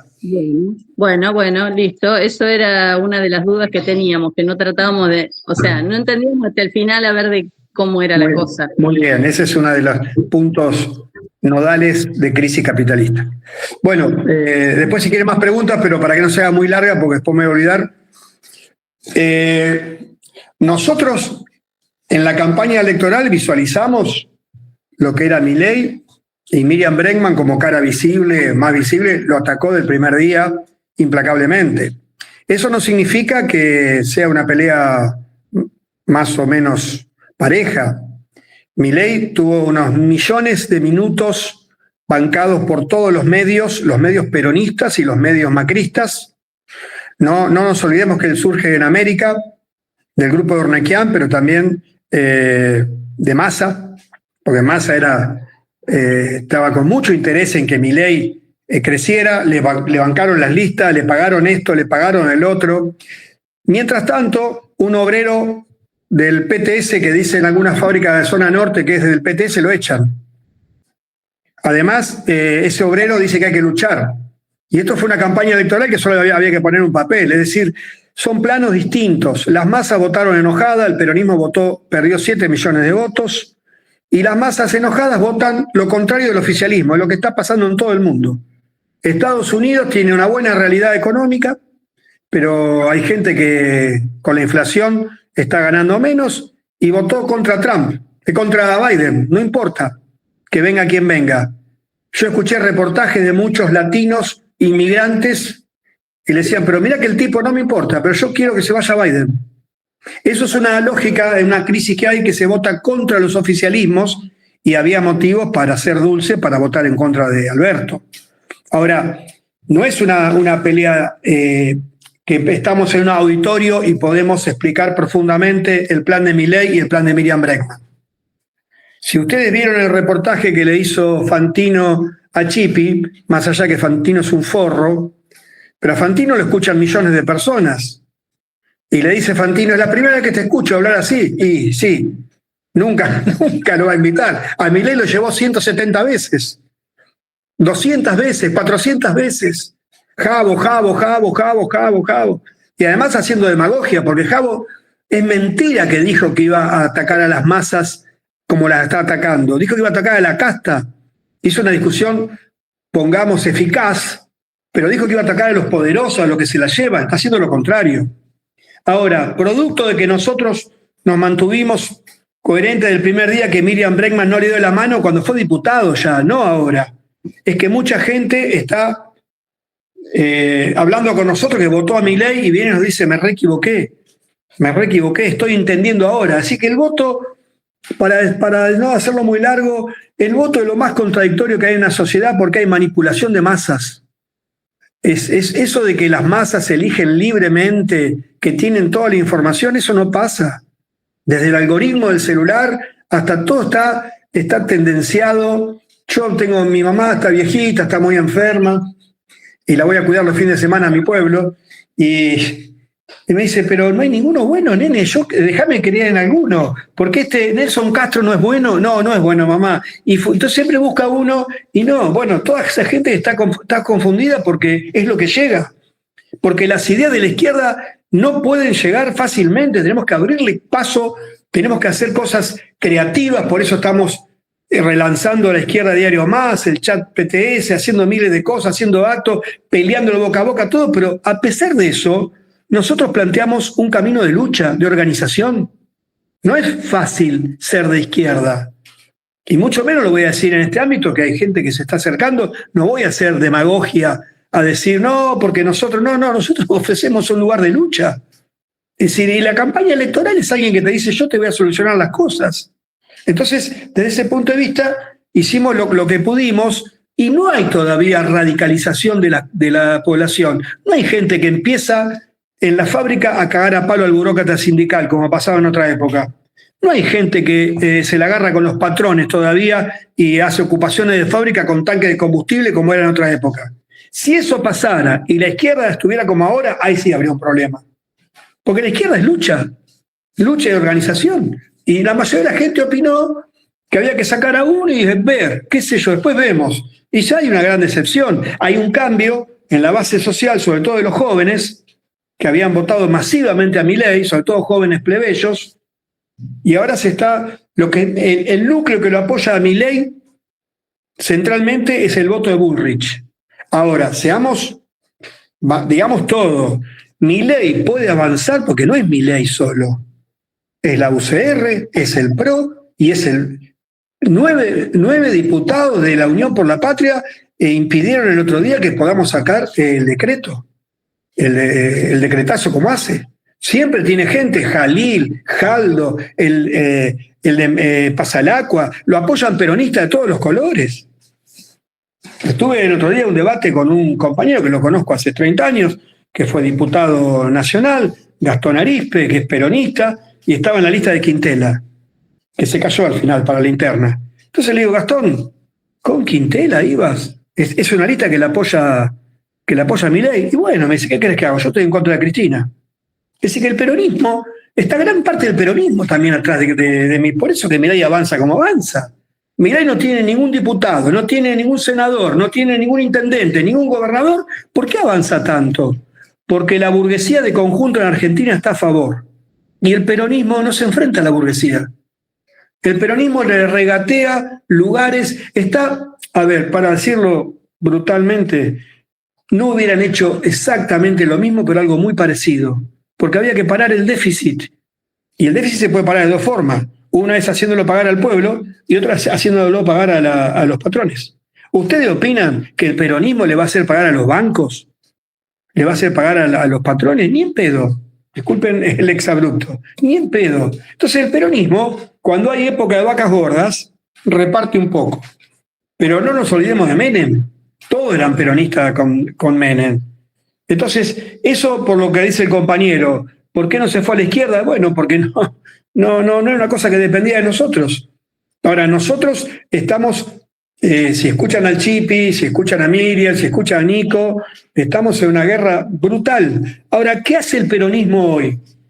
No sé quién habló de que es parecido lo de el peronismo con Trump. Cristina acaba de decir que Trump tiene cosas buenas porque es nacionalista. Cristina, bueno, nacionalista imperialista, no un nacionalista de una semicolonia. Es un nacionalista que está reventando a los inmigrantes, a los afroamericanos, a los pueblos del mundo, etcétera, etcétera. Es decir, se están preparando para venir a hacer un recambio, pero con un giro a la derecha del peronismo, no para un giro a la izquierda. Ahí empalmo con la segunda pregunta, peronismo de izquierda. Bueno, esa fue una campaña, a ver, no se puede entender eso si no entendemos el 2001. En el 2001 hubo un problema muy profundo para la burguesía de este país. Se asustaron, a pesar de que no hubo organización, de que fue espontáneo. Se asustaron y pusieron plata. Por eso Néstor Kirchner encuentra un país más o menos ordenado y que empieza a ver plata producto de la soja, $600, pero vienen con un discurso de izquierda burguesa, toman las banderas que nunca habían levantado, la bandera de los derechos humanos. Néstor Kirchner nunca apoyó los derechos humanos antes del 2001, nunca. Ahí cambia, gira y toma banderas de los compañeros de los 70, y entonces dicen que eso es la izquierda. Bueno, no tiene nada que ver con la izquierda, son peronistas. Pero bueno, ese fue una construcción, como todas las construcciones que hay en la sociedad. Todo está construido, son relatos. Entonces, y por eso que hay algunos sectores de centro-izquierda que fueron cooptados por el peronismo y hoy están incómodos, hoy están muy incómodos. Por ejemplo, si vemos en los canales de streaming, están diciendo que perdieron porque le dieron mucho aire al lenguaje inclusivo, al problema de género, a las minorías sexuales, etcétera, etcétera. Y eso no fue el problema. El problema fue que aplicaron el plan del Fondo Monetario. El problema fue que la inflación fue el de 250%.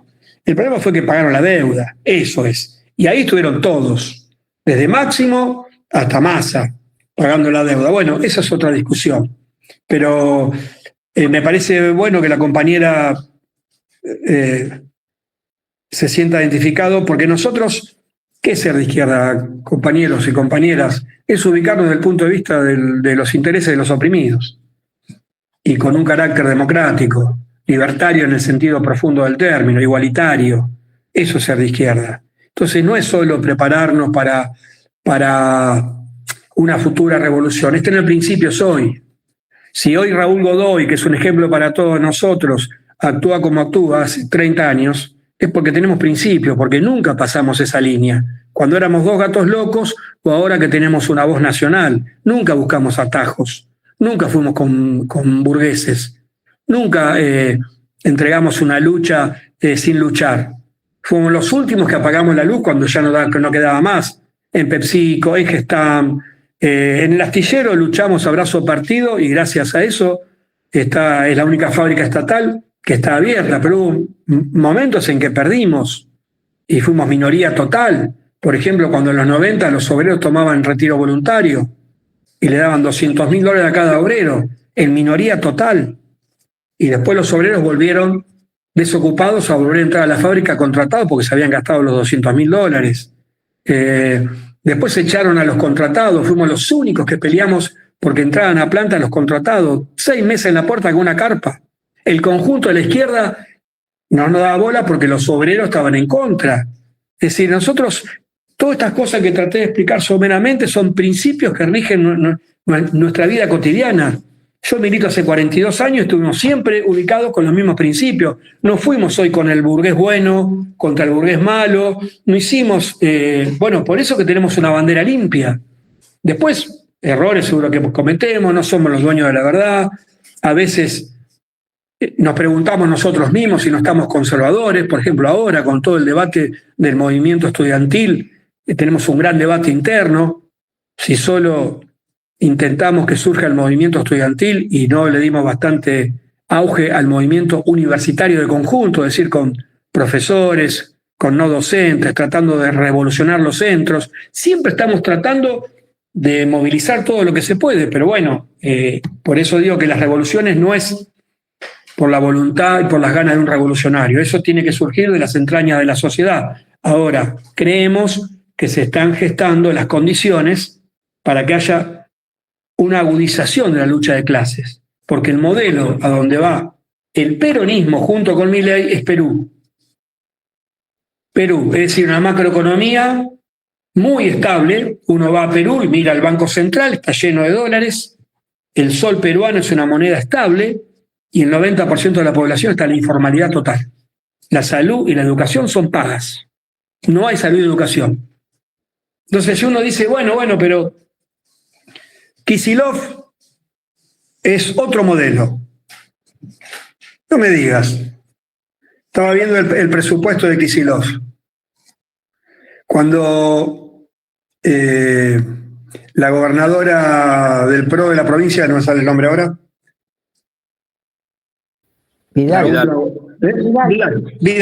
Bueno, cuando Vidal dijo voy a dinamitar el astillero Río Santiago, que acá es una fábrica muy emblemática, el astillero Río Santiago se llevaba el 0,51 del presupuesto. Hoy se lleva el 0,21. Para educación, para salud, para el 2025, Kicillof acaba de decir un 48% de aumento para salud, con una inflación del 130%. Es decir, un tercio menos. Imagínense los hospitales tal cual están, el año que viene van a tener un tercio menos de presupuesto real. Bueno, entonces, algunos dicen, bueno, pero no le manda la coparticipación. Bueno, ¿y qué hace con el inmobiliario de los campos? Lo bajó. ¿Y qué hizo con las grandes empresas? Le dio un segundo RIGI para que las empresas no paguen impuestos durante 30 años. Eso lo hago yo en mi laburo. Entonces, no hay una alternativa ahí. Ahí aguantemos que pase todo el trabajo sucio de Milei y yo vengo en el 2027, hago un control de daños y vamos a hacer un discurso progre, pero sin un mango. Bueno, eso es lo que están haciendo, porque en 2027 no hay más país. No se puede después de un día para otro construir lo que te llevó décadas, que la podés destruir en un día, pero construirlo no lo podés hacer en 2 días. Entonces, el peronismo está siendo cómplice absoluto de eso. Bueno, no me quiero ir por ahí. Con lo de FATE, sí, el movimiento obrero peleó y sabe cómo pelear cuando hay stock, cuando no hay stock, cuando es medios y fines. Cuando vos salís a una huelga, el enemigo actúa. Manda a rompehuelgas, te rompe la cabeza, te despide, etcétera, etcétera. Por ejemplo, el Gestam, que fue una huelga autopartista donde el PTS tuvo una participación muy importante, Cristina Kirchner permitió una importación ilegal, mientras Bernie nos cagaba a palo, para que Gestam pudiera seguir entregando autopartes para que Ford sacara los autos como dulce de leche todos los días. No se podía importar de la forma que lo hizo. Y el peronismo le permitió importar ilegalmente para quebrar una huelga. ¿Quién era el secretario general del ESMATA? Piñanelli. ¿Quién se reúne en la mesa chica de la lista de Cristina? Uno de los 5 es Piñanelli. Bueno, entonces si uno estudia la historia, ve que cuando las papas queman están del lado de las patronales, aunque el discurso es estamos siempre del lado del pueblo. No es así. Pero bueno, es una cosa que hay que laburarla, saber de qué. Por eso cuando criticamos al peronismo no es que criticamos porque somos gorilas. Nosotros estamos a favor de los trabajadores, no a favor del aparato político que vive como reyes y habla en nombre del pueblo y solo quiere organizar el pobrerío y tirar algunas chapas, algunos caramelos, algunas pequeñas migajas. No. Nosotros queremos ajustar cuenta con los expropiadores. Expropiar a los expropiadores. Bueno,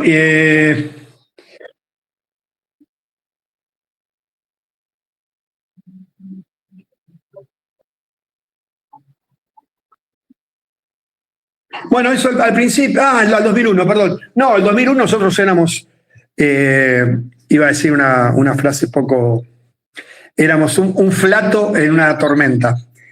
para no decirlo mal. No, en 2001 éramos muy pequeños. En el 2001 el movimiento obrero no actuó como tal. Los sindicatos tuvieron el peso conservador para que no actúe como clase.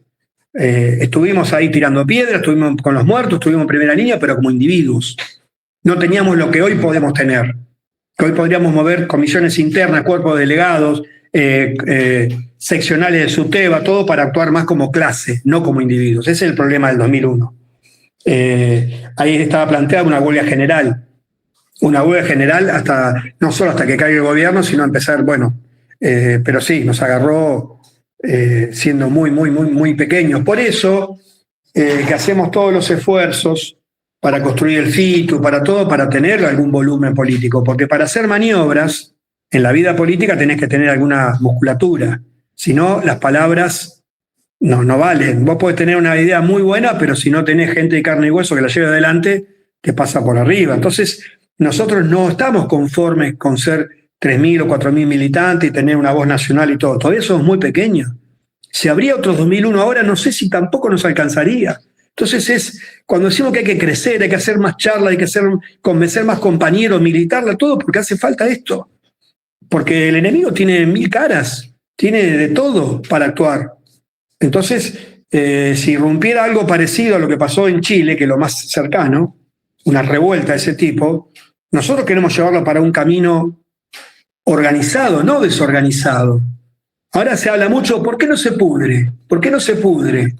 ¿Y qué significa que se pudra? ¿Una explosión espontánea para después volver al mismo lugar, como el santiagueñazo en el 93? Para nosotros que se pudra es una huelga general activa, pero no hecha por los burócratas, hecha por los trabajadores, para imponer condiciones, para decir se acaba con esto. Reparto de horas de trabajo, un programa transicional. Y un programa transicional es porque opinamos que no vamos a hacerle curso a los obreros ni los vamos a convencer con palabras. Tiene que haber un programa que se pueda expresar con pocas palabras, que dialogue con millones, que sea tomado con millones y que dé respuesta a la realidad que hay hoy. Por ejemplo, reparto de las horas de trabajo.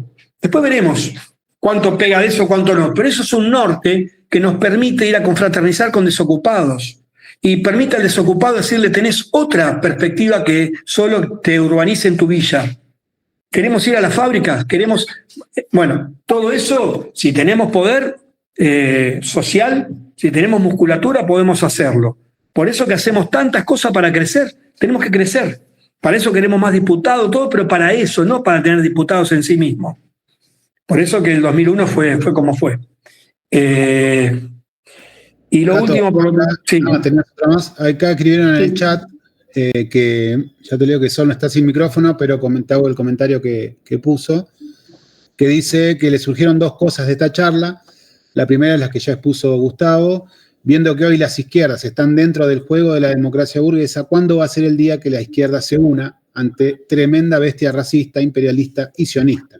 Y la otra, ¿qué condiciones tenemos los trabajadores y las trabajadoras para una revolución en el mundo actual?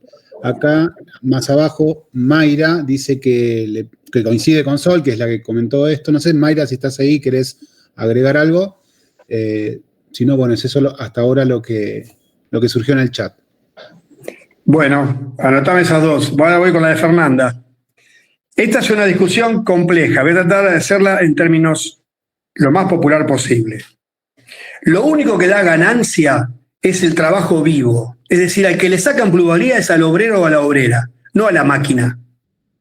Si yo tengo una máquina que me permite hacer 1000 medias y se gasta, esa máquina se va a amortizar en 1000 medias. Bueno, en la media tendré el costo del hilo o del algodón y el costo de la máquina. Traslado el costo que me salió comprarlo a la media. Ni más ni menos. La ganancia está que el obrero que hace la media, 2 horas le pago el salario y 6 horas son para mí. Si yo incorporo más máquinas, no hay ganancia de la máquina. La máquina es más efectiva para ser más eficiente en mi lucha contra el otro capitalista, pero no me da ganancia en sí misma. Eso es lo que produce un problema en el capitalismo. Los robots no dan ganancia, el robot tiene que usarlo el trabajo vivo. Es decir, esa idea de que puede haber una sociedad producida solo por robot es falsa de toda falsedad. Incluso, bueno, esos son dos conceptos que se llaman plusvalía absoluta y plusvalía relativa. La plusvalía absoluta es alargar la jornada de trabajo, entonces yo le saco más jugo al obrero en vez de 8 horas, en 10 horas, y la plusvalía relativa es a ese obrero le incorporo una maquinaria, entonces es más eficaz para derrotar a otros trabajadores, pero esa máquina tengo que pagarla y la saco de mi guita, no me da ganancia la máquina. Tomen eso, porque habría que hacer un curso con números sobre economía y nos vamos a ir por las ramas, pero eso es lo que está en el folleto al pasar, y eso es lo que es el concepto. De ahí se deduce que la burguesía, de tanto incorporar máquinas, tiene baja rentabilidad. Por eso se va a la economía financiera, que es una timba. En la economía financiera hay grandes ganancias, pero de capital ficticio. ¿Qué significa? En 2008, si ustedes escucharon que quebró gran cantidad de bancos, a vos te daban un crédito para un crédito de $300.000 sin garantía, ¿no?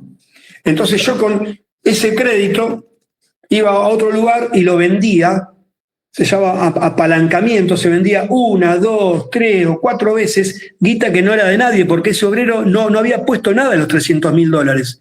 Figuraba que yo tenía a mi favor $300.000 el banco, pero no los tenía. Era lo que le iba a pagar el obrero después que hiciera la casa. Y el obrero y en un momento dijo, pero yo no puedo pagar esta deuda. Ahora, en el medio, mucha gente, fue casi una cosa piramidal, como la que pasó hace poco en San Nicolás, como la que pasa en tantos lugares. Es una timba que en algún momento se desinfla.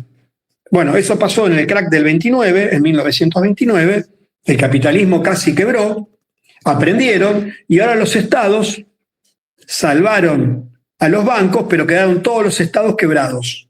Gran parte de la crisis que estamos pagando ahora fue producto de eso. ¿Pero por qué hacen eso? ¿Por qué no se dedican solamente a producir en la fábrica? Bueno, porque tienen este límite de que hay una tendencia, en términos de años, no en el momento, decreciente la tasa de ganancia. Hay poco retorno. El capital tiene un problema para acumular capital. Acumula poco capital para lo que necesita el capitalismo, no para lo que necesita la sociedad. Es un problema de los capitalistas. Pero quédense con esa idea de que las máquinas no dan ganancia. Las máquinas solo permiten una eficacia en la lucha intercapitalista. ¿Cuál era lo que me dijiste, Miguel, las últimas dos que me leíste? Ahí te leo de nuevo. Sí. Viendo que las izquierdas hoy están dentro... las izquierdas. Sí. Bueno, nosotros hemos hecho un esfuerzo grande para que el FITU esté unido en una propuesta programática compartida. No era así. El MST durante años tuvo otra línea y vino hacia el programa que levantamos nosotros, que es un programa de independencia de clase. Solamente quedó por afuera el Nuevo Más, que ya no es nuevo, que es viejísimo, pero bueno, se sigue llamando Nuevo Más. Después los 4 partidos, que tenemos el 87% de los votos de la izquierda en Argentina, estamos unidos en una sola propuesta. Por supuesto que no hay una unidad en un solo partido porque tenemos diferencias estratégicas. No hay acuerdo. Pero sí tenemos acuerdo para actuar conjuntamente en la Cámara de Diputados, para actuar en las luchas, y al calor de eso ir viendo, ahora tenemos un gran debate en nuestras prensas, ir viendo que el veredicto de la gente. Nosotros cuando empezamos el FITU éramos el segundo o tercer partido del FITU. Estaba el PO, que era el partido más grande, izquierda socialista más o menos. Nosotros éramos un pequeño partido. Y hoy somos el partido mayoritario en militantes. El Partido Obrero llegó a mover 20.000 o 30.000 clientes de los planes del Estado, pero que no eran militantes conscientes. Y no es una cosa que no lo decimos despectivamente, es una realidad, que gente que va coaccionada a una marcha. Estamos en contra de hacer eso. Nosotros nunca lo hicimos, se lo hemos dicho públicamente. Nos parece que los desocupados tienen que organizarse solos, tiene que haber un único movimiento desocupado con libertad de tendencias. A lo mejor a ustedes no les parece raro, pero ustedes imagínense que habría un sindicato solo del peronismo, otro sindicato de la misma oficio solo del radicalismo, u otro sindicato del mismo oficio solo del PTS. No es así. Bueno, en el momento desocupado es así. A vos te toca en un barrio, ese barrio se llama el barrio Nylon, y te toca organizarte con el Partido Obrero, te guste o no te guste. Tenés que marchar ahí, y si no, tenés el plan. Bueno, eso me parece que es algo totalmente... Esas son diferencias que tenemos con los compañeros. Con los compañeros del MST tenemos diferencias, estamos en luchas políticas, ahora están en un giro formalmente clasista, pero estuvieron con la sociedad rural. Es decir, por eso que nosotros tratamos de que haya la más unidad posible. Y después, todas las unidades posibles en la lucha. Y en general estamos de acuerdo en la lucha, en general. A veces no, pero en general estamos. Ese es el esfuerzo que hacemos, pero tenemos diferencias. Ahora, la que está dividida es la derecha, no la izquierda. La izquierda está al 87% en una sola oferta. Los 5 diputados del FITU votan juntos y no votaron nunca en contra de los intereses de los trabajadores. Eso, después buscar Frente para la Victoria, algunos votan a favor, otros votan en contra, otros para acá, otros para allá. Dijeron nunca vamos a hacer tal cosa, después la hicieron. Los que cumplen lo que dice el programa electoral es el FITU. Entonces nosotros con esa no. Ahora, ¿nos gustaría tener un partido único de la izquierda? Obvio, pero eso no es una cosa que dependa de nosotros. Hay otros sectores, hay otros grupos, hay otras... Y no está mal. Lo que estaría mal es que votemos todos separados, que no hagamos el esfuerzo por presentar una lista única. Fuimos a paso, estábamos en contra, pero fuimos a paso. Ganamos las pasos 80-20. Es decir, que somos preponderantes dentro. A pesar de eso, seguimos tendiendo la mano para hacer el FITU. Ahora, no sé qué va a pasar si no hay paso, si sacan las pasos, veremos. Pero nos parece progresivo que la izquierda clasista, que es uno de los pocos ejemplos del mundo, porque toda la izquierda del mundo está con el burgués bueno, contra el burgués malo, no hay casi izquierda clasista en el mundo, nosotros estamos en contra de los patrones. Y eso nos parece que es una cosa que la vamos a defender a rajatabla. Después, mientras pasa eso, vamos discutiendo. Hay debates fraternos, más fraternos, menos fraternos. Debatimos todos en los diarios, en las prensas públicas. No hacemos como el peronismo, que el día de la lealtad están todos unidos, ponele, y después de esto por la rosca. Por ejemplo, ¿cuál es el gran debate entre Kicillof y Máximo? Programático, estratégico. Ninguno. Las listas. ¿Quién arma las listas? Cristina le dice, vos vas a ser candidato a presidente, pero vas a ser empleado mío, como fue Alberto. Y el otro dice, no, yo no quiero ser empleado tuyo. Bueno, te están matando por eso. Mirá si nosotros haríamos eso. Nosotros no hacemos eso. Por ejemplo, rotamos. Miriam dejó la Cámara de Diputados, que es la tercera personalidad en el país en reconocimiento público. Se fue y le dejó la banca a Mónica Schlotauer, que es una gran compañera, pero no la conoce ni mi mamá. Y rotamos. Y hacemos eso porque ese es el acuerdo y lo respetamos a rajatabla. No hay ningún problema. Y nos parece bien eso. No hay que atornillarse, hay que rotar, que entren otros compañeros. Y después volverá otro, después otro. Pero bueno, no es sencillo construir un partido revolucionario. Si no, ya habría revoluciones en todos lados. Bueno, no sé qué me quedó. ¿Me quedó alguna? Cato, te repito la última. Sí. Igual está anotado David. Aguantame, David, que leo la pregunta que le faltó a Cato y después te doy la palabra a vos. Y alguien más si quiere hacer alguna consulta o alguna opinión. Y si querés cerramos con alguna... Bueno. Con algún comentario tuyo, Cato. Pero te leo Bueno. la que te faltó. Sencilla. ¿Qué condiciones tenemos los trabajadores para una revolución en el mundo actual? Es la segunda parte de la pregunta de Sol. Y le damos la palabra a David. Bueno, condición para revolución. Para mí muchas más de las que había hace bastante tiempo, porque mientras el mundo fue bipolar y había dos luchas de hegemonía, o el bloque soviético o el bloque capitalista, era muy difícil que surja una revolución. Entonces, yo me crié en ese mundo. Te reventaban de un lado del otro. La Unión Soviética tenía todos los intelectuales, todos los pintores, todos los artistas progres, todo estaba con la Unión Soviética. Y si sacabas los pies del plato te reventaba, o te reventaba el imperialismo. Bueno, eso se cayó. Eso produjo durante un tiempo una desmoralización. Los trotskistas que tuvimos en los campos de concentración de Stalin, no solo que no nos desmoralizamos, sino que tenemos derecho a decir, lo enfrentamos desde el año 1923 a estos tipos. Así que con nosotros no. Pero a su vez, no nos quedamos llorando.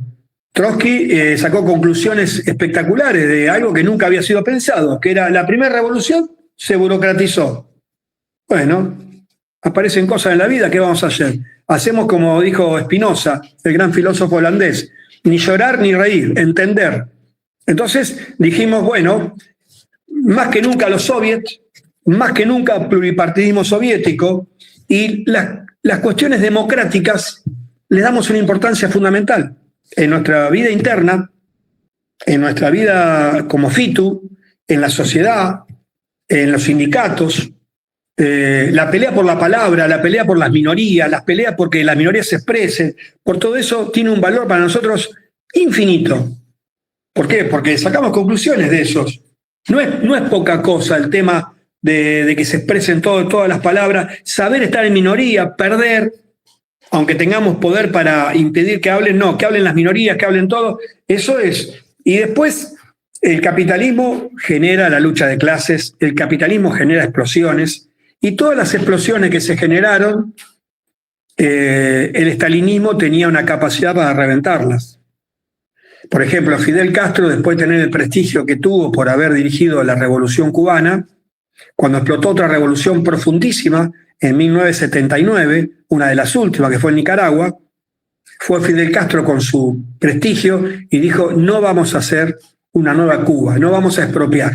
¿Por qué? Porque el mundo estaba repartido y había una coexistencia entre el estalinismo y el imperialismo. Se tiraban algunos tiros por ahí, había guerra fría, pero nadie sacaba los pies del plato. Y no hubo otra Cuba en Nicaragua. Y después Cuba, que influyó mucho a Chávez, que hablaba del socialismo, tampoco. No expropiaron. Bueno, así está la pobre Venezuela. Pero el ejemplo más importante es Chile. En Chile hubo un proceso revolucionario de libro, con soviets, se llamaban cordones industriales. La sociedad movilizada con todo. Y Fidel Castro, que tuvo una gran influencia sobre Salvador Allende, dijo, no, vamos a hacer democracia pacífica, vía pacífica al socialismo. No hay vía pacífica al socialismo. No hay. No se puede discutir expropiar o sacarle el poder a los ricos de forma pacífica. No se puede. Bueno, esa fue otra. Entonces, parecería que no hubo revoluciones, o la revolución boliviana, o la revolución iraní, o la revolución portuguesa. Hubo un montón de revoluciones, pero había direcciones que en nombre de la izquierda y en nombre de la revolución las reventaban desde adentro. Eso no está hoy. Tampoco hay cosas que estaban antes, que era más conciencia, más organización, grandes partidos.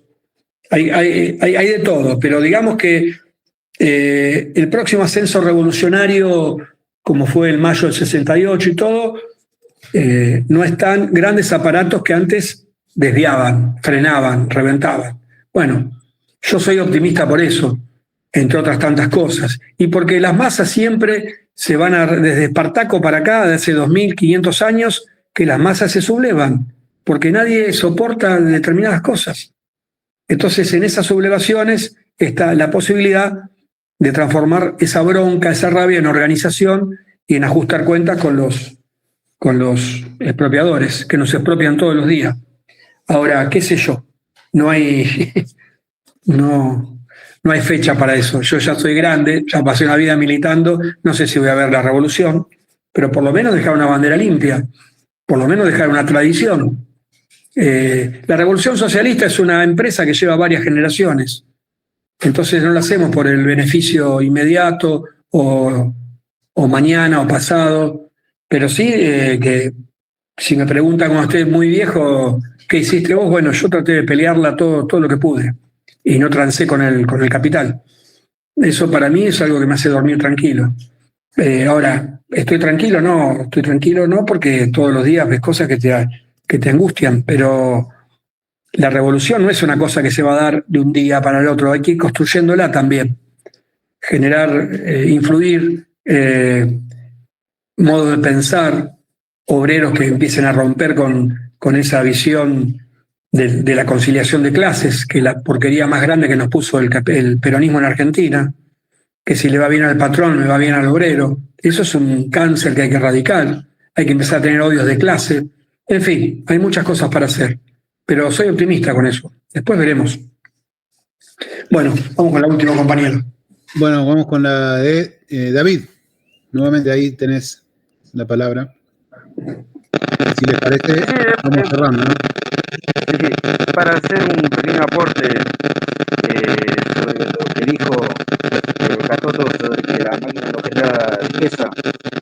Pero primero, eso que dijo él de la conciliación de clases me hace acordar a la publicidad de Bien, Don Carlos, no sé si la acuerdo, no sé. Bueno, por lo del tema de la máquina no genera riqueza, hace poco hubo una gran caída en la bolsa de Japón, no sé si se acuerdan. Muchos economistas lo compararon con el efecto de China, que vivió en México, que se vivió en México. Bueno, esa gran caída en las bolsas la provocó la inteligencia artificial, porque muchas empresas son del rubro tecnológico y ellos invirtieron mucho en inteligencia artificial. Y la inteligencia artificial es muy buena para la humanidad, un gran avance para la humanidad, pero no genera riqueza. Entonces ellos no obtuvieron las ganancias que ellos pensaban tener con la inteligencia artificial. Por eso empezaron a sacar toda la plata de los proyectos y se cayeron todas las inversiones que ellos tenían, y eso provocó que se desplomara la bolsa en Japón, que estaban todos Apple, Microsoft, todas esas empresas empezaron a sacar porque no vieron rédito en la inteligencia artificial. Bueno, esa es la aporte que yo quería poner. Muy bien. Bueno, para decir algo no digo si alguno quiere hacer alguna opinión más, si no ya podemos cerrar, que estamos hace como 2 horas y pico. Pero si a alguien se le ocurre algún comentario o alguna consulta o alguna opinión, no sé si en el chat hay algo, ya te digo. No, por ahora. No sé, Mayra, si querías agregar algo, pero digo para ir cerrando, tiraron la propuesta ahí entre Carmen y Emiliano también de poder seguir quizá en unas semanas con el Manifiesto Comunista o con el Estado y la Revolución, que son 2 textos muy importantes que hemos estudiado mucho incluso en el partido, así que puede ser una idea buena. Pero digo, para cerrar hoy la discusión, ahí dice Mayra que no, que con esas preguntas ya estaba bien. Así que si te parece, Cato, vamos cerrando. Yo quería saludar a todos y todas nada más, me parece que estuvo muy bueno, pero para no robarle más tiempo y para no estirarlas y aprovechar lo que queda del feriado. Así que nada, saludo, y Cato, si querés podés ir cerrando mientras les contestás a David también, y te agradecemos. Me quedé preocupado que dijiste ya hace como 2 horas que estamos, ya que tengo miedo de haber hecho un pelmazo, pero bueno, ¿qué va a hacer? Después me dirás cuando cortes, me dirás las cosas. Fer, no sé si querías comentar algo, que levantaste la mano. Sí, yo quería tomar también el tema de lo que dijo Catoto también a raíz de la pregunta que hice y demás, del tema de poder hacer un cursito de economía, que nos vendría bien también, algo más como para profundizar un poco más en conceptos, viste, más económicos y demás, cómo se generan las crisis, el capitalismo, como eso estaría bueno también. Muy bien, bueno, yo para terminar, soy consciente de que este es un folleto de divulgación, que lo que pretendemos es que se entusiasmen por profundizar los temas.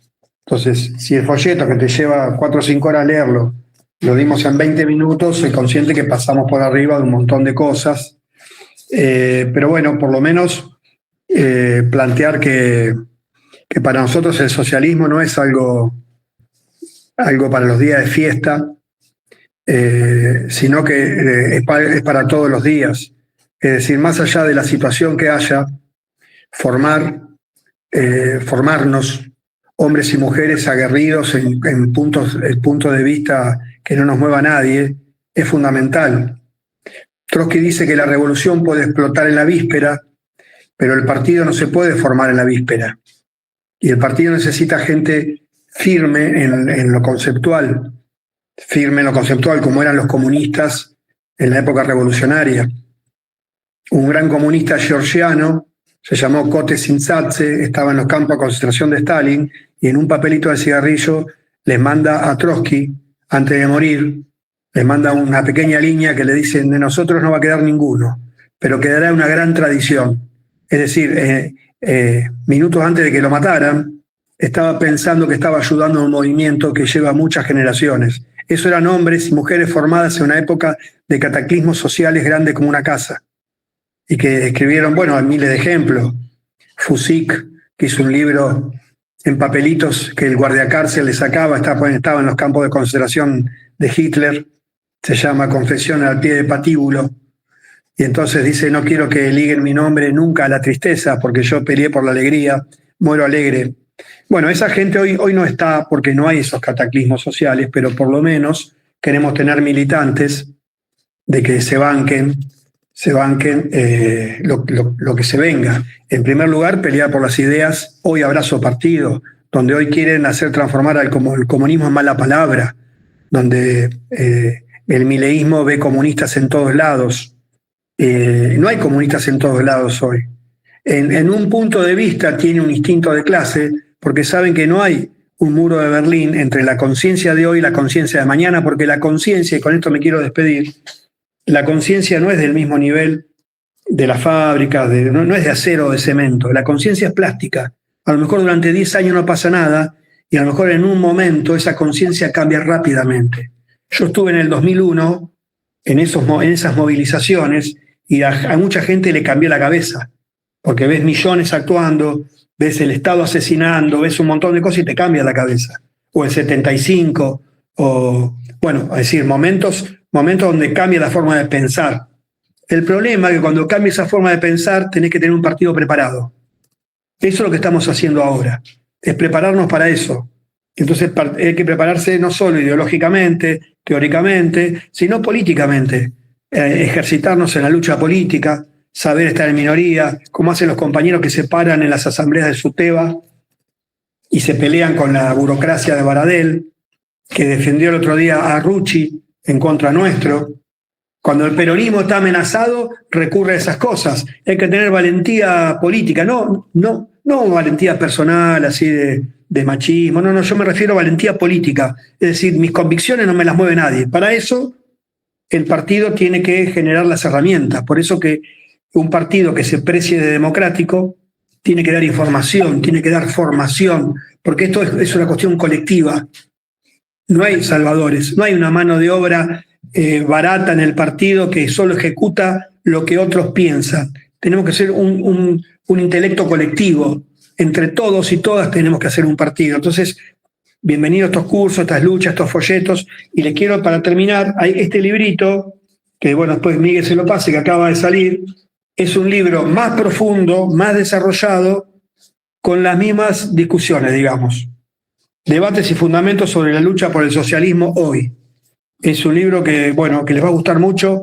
Está creo que 8.000 pesos. Para lo que va en los libros hoy, está barato dentro de todo, o lo pueden compartir, o imprimírselo. Pero bueno, yo paro acá, no sé si les parece, y vayan al folleto, hagan intercambio entre ustedes, discutan, choquen, debatan. Esto es así. Así nos formamos todos. Bueno, Cato, de nuevo, muchas gracias y genial que nos pudimos encontrar una vez más. Ya nos volveremos a encontrar y te volveremos a solicitar por un par de horas. Está pendiente del cursito de economía. Cuando quieran lo hacemos. Gracias, livianita. Dale, beso para todos. Saludos. Saludos a todos. Gracias.